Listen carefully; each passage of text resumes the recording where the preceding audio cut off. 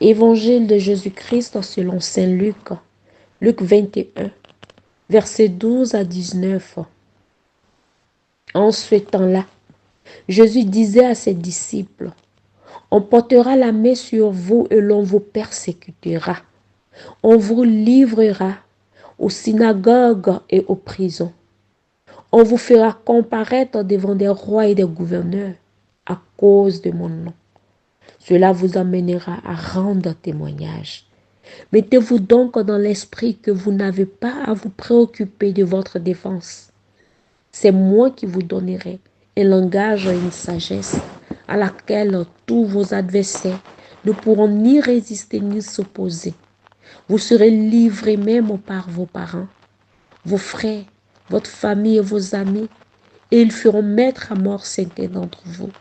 Vous serez détestés de tous à cause de mon nom, mais pas un cheveu de votre tête ne sera perdu. Acclamons la parole de Dieu.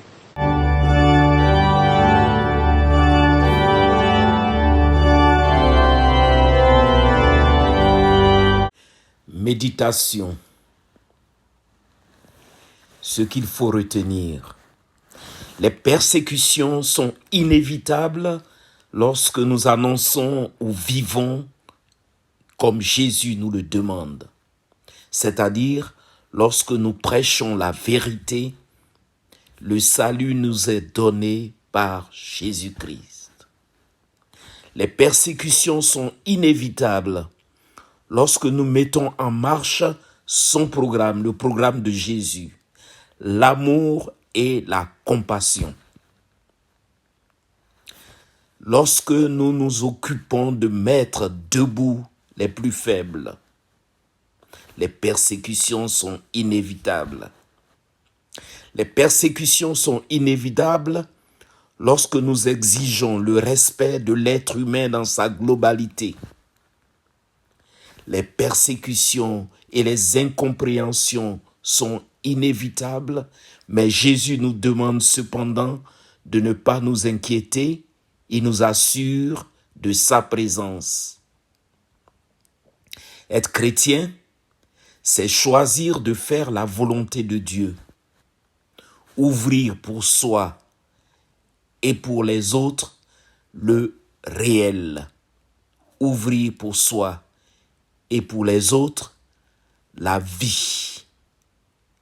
Être chrétien, c'est risquer de ramer à contre-courant, risquer d'être politiquement incorrect, risquer de choquer un monde de convenance, d'égoïsme et d'hypocrisie.